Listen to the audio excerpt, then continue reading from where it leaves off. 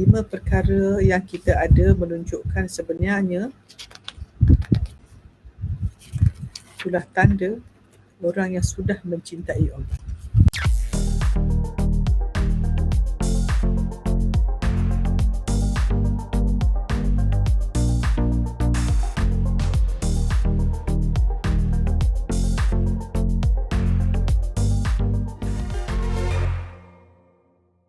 Boleh nak tanya, kenapa kita kecewa?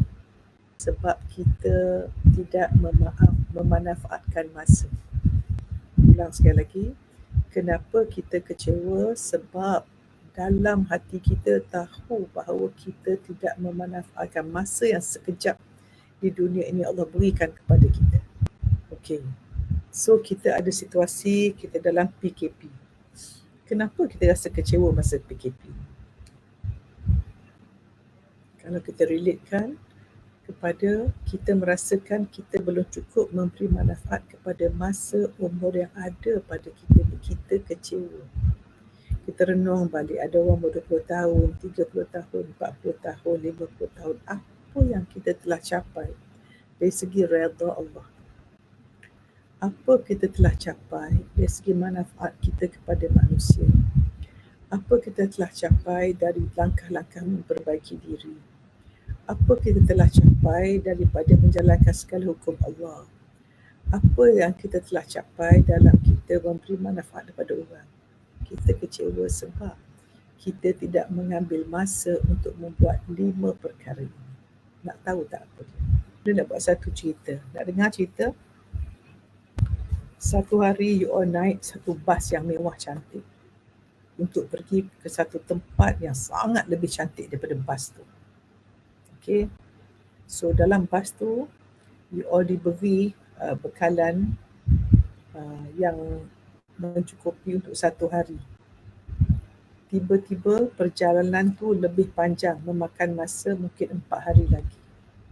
Maka driver bas tu kata, okey kita berhenti sekejap, semua orang ambil duit RM100, tolong beli makanan untuk mencukupi bekalan untuk mencukupi 4 hari. Maka apa kita buat, semua orang cepat-cepat turun. Masa cuma ada setengah jam saja, 30 minit saja. Ada duit RM100, tolong beli bahan untuk 4 hari.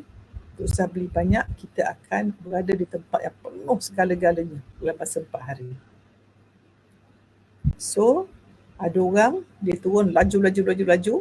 Sebelum dia pergi tu, dia dah tengok formula. Okey, apa yang aku perlu dalam masa 4 hari dalam bas ni? Makanan, minuman, suplemen, bahan bacaan dan juga sesuatu yang menggembirakan aku mungkin. Ada orang, ada 100, dia tak tahu apa dia nak ambil. Tak apa, aku tengok dulu apa ada aku ambil je. Asalkan habis duit ni. Okay. So, bila masuk dalam, orang yang difikir dah tahu apa dia jelas apa dia nak ambil, kenapa dia nak ambil, berapa banyak dia nak ambil, dan dia yakin apa dia ambil itu akan menggembirakan dia, dia masuk terus pergi lorong, beli makanan, beli minuman, beli bahan bacaan, beli vitamin dan beli mainan yang menggembirakan dia. Tapi seorang lagi, dia tak tahu. Pergi sana, pergi sini, nampak orang ambil, dia ambil, nampak ambil. Dia jumpa pula nasi basi, dia ambil. Dia jumpa pula susu basi, dia ambil. Dia jumpa pula mainan yang rosak, dia ambil. Pasal apa dia jumpa, dia ambil. Dia tak design. Lepas tu, bergegas naik bas. So dalam bas tu, siapa yang bahagia? Siapa yang kecewa? Cuba jawab. Orang pertama ke orang dua? Orang pertama itulah orang yang bahagia. Kenapa dia bahagia? Orang kecewa tu pasal apa? Pasal dia kecewa, dia tidak manfaatkan duit yang dia ada dan masa yang dia ada tu pada benda yang memenuhi keperluan dia untuk berada sekejap di dunia, di dalam bas ni. So yang saya nak buat tamsilan metafor, saya buat cerita ni supaya masuk subconscious mind, ialah bas itulah dunia kita. Kedai yang kita nak pergi tu ialah cara kita gunakan masa kita. Ada orang dia cari masa, dia tahu apa nak cari. Dia tahu daripada mana kita datang, daripada alam roh, alam rahim. Kita berada di dunia sementara, ke mana kita nak pergi. So kita sekarang berada di dunia menggunakan segala bekalan, dan kedai itu ialah masa kita. Duit itu ialah masa kita. 30 minit itu masa kita. Duit itu masa kita, hayat kita, kesihatan kita. Jadi kita ni dapat macam-macam di dunia. Allah lahirkan kita daripada Allah ciupkan roh dalam rahim ibu kita pada janin tu, kita jadi seperti kita, dan kita tak minta dilahirkan pun. Kalau kita datang di sini, kita pilih nak datang tak? Kita pilih ke nak lahir di Indonesia ke, lahir di Malaysia ke, lahir di Singapura ke, Brunei tak? Kita minta kita dilahirkan keluarga miskin, keluarga kaya tak? Kalau kita boleh pilih masuk daftar, okey, saya nak datang ke dunia, nak lahir tak? Tak ada. Allah menjadikan kita daripada tak ada kepada ada. Maka kita memang berada di sini. Dan bila kita kecewa, ialah bila kita tahu, jiwa kita tahu kita tidak manfaatkan waktu yang kita ada, kita kecewa. Sebab itu masa kita dalam PKP ini, kita ada berapa hari lagi. Kalau kita tak gunakan waktu yang kita ada ini untuk membawa bekal, so tamsirkan bekal lepas PKP kita nak pergi macam mana? Apakah kita menjadi orang lebih baik atau lebih teruk? Ada orang setiap hari dia jadi orang baru, setiap hari jadi orang baru, setiap hari penambahbaikan. Sebab itu Bonda nak sebut 5 perkara yang kita nak jaga setiap hari supaya kita mencintai Allah, dicintai Allah, mencintai makhluk, dicintai makhluk. Kita akan dapat keadaan cinta yang melahirkan harmoni, melahirkan keindahan. Nak tahu tak? Apakah 5 perkara yang kita mesti buat untuk menentukan kita penuh cinta? Cinta itu melahirkan harmoni dalam rumah kita atau kehidupan kita, dan melahirkan keindahan yang kita lihat dengan mata kita dan dapat rasai dengan jiwa kita. Jadi Bonda nak tanya, kita ni boleh tahu 5 perkara ni kalau kita cari berita ke kita cari ilmu? Kita nak cari berita ke cari ilmu untuk tahu 5 perkara ni, you all? Kita akan bagi anak-anak Bonda dekat PMC. Kod line kita ialah perjalanan dalam bas pergi ke kedai. Ingat tu, perjalanan dalam bas kehidupan pergi ke kedai masa. Perjalanan dalam bas kehidupan di dunia pergi ke kedai yang namanya masa. So ada orang dia masuk kedai tu, dia cari nasi basi. Orang yang nak positif, dia cari bekal yang positif. Dia cari makanan sihat, dia cari air sihat. So akhirnya yang dalam bas tu, yang bahagia, yang tak bahagia kita nampak dah. So kalau kita tak bahagia, maknanya apa? Kita cari tak benda yang 5 ni. So hari ni semua orang tulis dekat mana-mana, hari ini kita dalam bas. Kita ada masa, kita nak cari bekal. Apa bekal tu? Okey, Bonda beritahu sekarang. Dan sebenarnya 5 benda inilah bila kita ada menunjukkan orang ini mendapat cinta Allah dan sedang bercinta dengan Allah dan memang akan dicintai makhluk seluruhnya. Nak tak you all? Sebab Bonda nak sebut kata-kata ini, sebenarnya kebahagiaan yang kita rasa selepas membahagiakan orang lain, itu yang tagline Bonda kata, bahagia membahagiakan, itu salah satu daripada aroma syurga. Sebab orang yang bahagia membahagiakan ini, dia dapat 2 syurga. Satu syurga di dunia, kedua syurga di akhirat. Siapa nak syurga di dunia dan syurga di akhirat? Angkat tangan. Okey, ingat kata-kata ni, bahagia membahagiakan adalah aroma syurga yang akan didapati oleh orang yang mendapat dua syurga, iaitu syurga di dunia, syurga di akhirat. 5 perkara yang kita ada menunjukkan sebenarnya itulah tanda orang yang sudah mencintai Allah. Ya, kita hanya akan dapat bahagia membahagiakan, kita akan mendapat aroma syurga apabila kita cinta pada Allah. Setiap kecintaan melahirkan harmoni, setiap keharmoni melahirkan keindahan. Okey. So, yang pertama ialah orang yang cinta pada Allah, orang yang akan dapat bahagia membahagiakan ialah orang yang menjaga segala hukum syariat. Syahadah dijaga, solat dijaga tepat waktu berjemaah, puasa sunat, puasa wajib dia buat, zakat dia bayar, dia sentiasa berniat untuk pergi haji, segala yang dilarang tak dibuat, segala yang disuruh dia buat. Dia sangat sopan santun, sangat pemurah, sangat tenang, sangat penyayang, baik. Semua yang Allah suruh, warak, semua dia buat.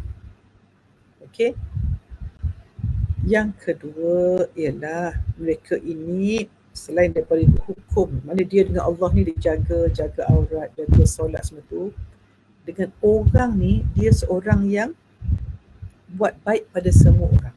Maknanya dia seorang yang berbuat kebaikan, suka bantu orang, suka tolong orang, suka share, suka buat wash party, suka baiklah amalan soleh. Sebab tu ingat dalam surah Wa'as, demi manusia, sesungguhnya manusia dalam kerugian. Kecuali yang beriman, amal soleh, berpesan pada kebenaran dan kesabaran. Kita beriman pada ayat tu pun dah cukup. Macam mana kita nak pergi dekat bas tu. Masa kita dekat bas tu, dalam pergi kat kedai tu, masa kita tu buat 4 perkara. Beriman, amal soleh, berpesan kebenaran, dekat wall kita berpesan pada kesabaran. Itu je. So penulisan you berpesan kebenaran, kesabaran. Dan hati kita jaga dengan Allah beriman. Dan kita buat amalan soleh. Okey, itu yang kedua. Yang ketiga, ini yang Bona nak sebut ni. Bona nak sebut sangat dekat bawah tu ada bantuan kecemasan. Yang ketiga ialah mereka sangat prihatin kepada sekitar. Prihatin kepada ummah. Dia keprihatinan sosial sangat tinggi. Mereka suka membantu orang. Mereka masuk tabung kecemasan. Mereka menjadi orang yang volunteer. Mereka memasuk NGO.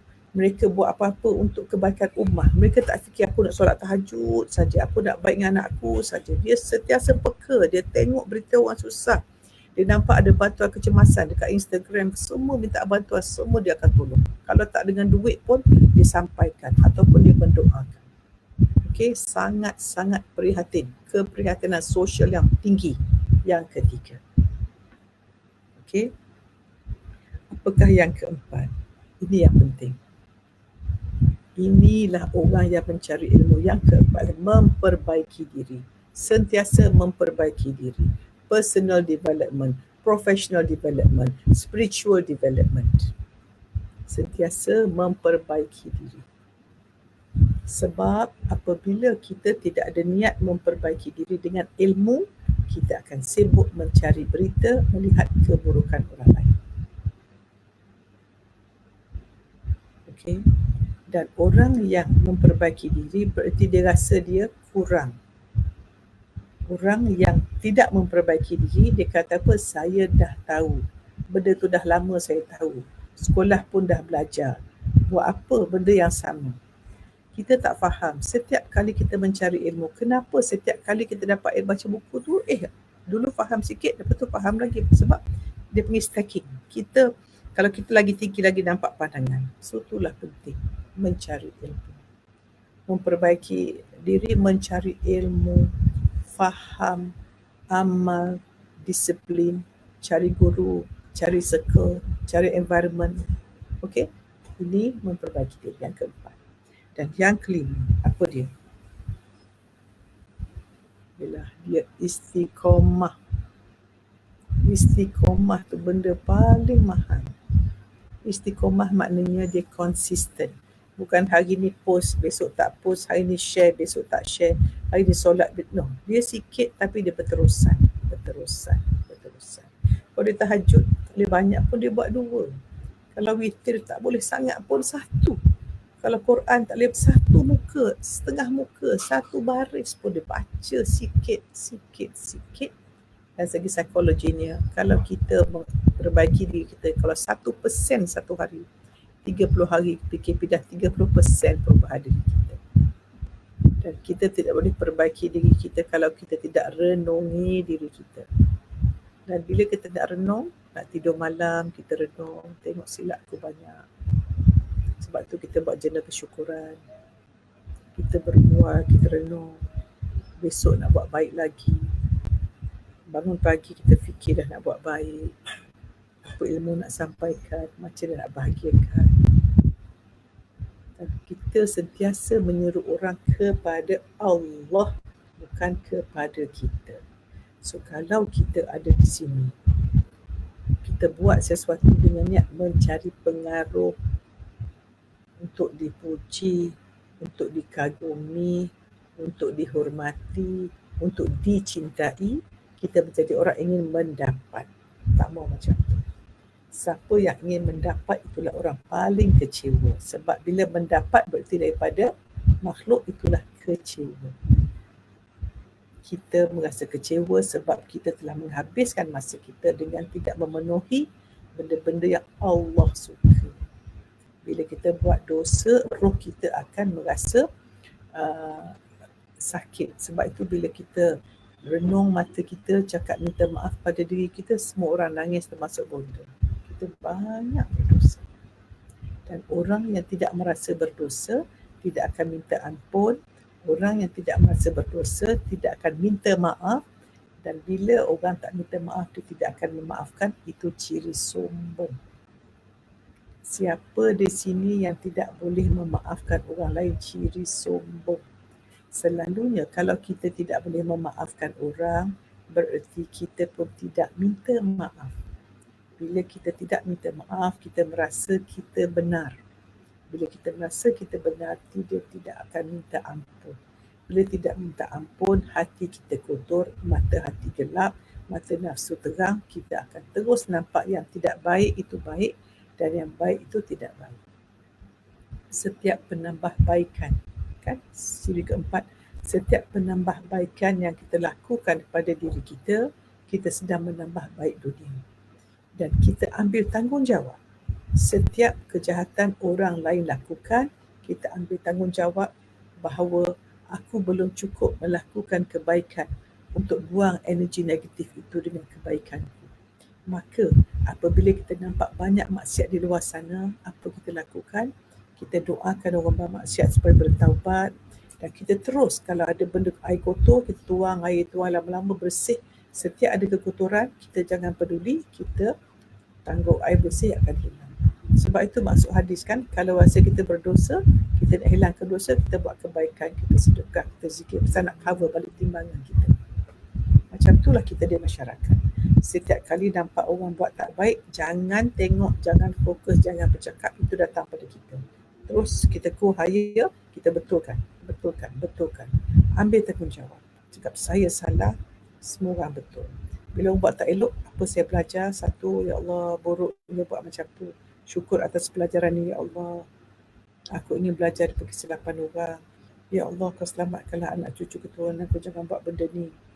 Ya Allah, bagi orang yang buat silap tu, kau ampunkanlah dia hidayah. Dia tak tahu, ya Allah. Kau jagalah dia, ya Allah. Aku bersyukur atas hidayah padamu, ya Allah. Kau kekalkanlah, istiqamahkanlah atas ilmu dan hidayah kekal.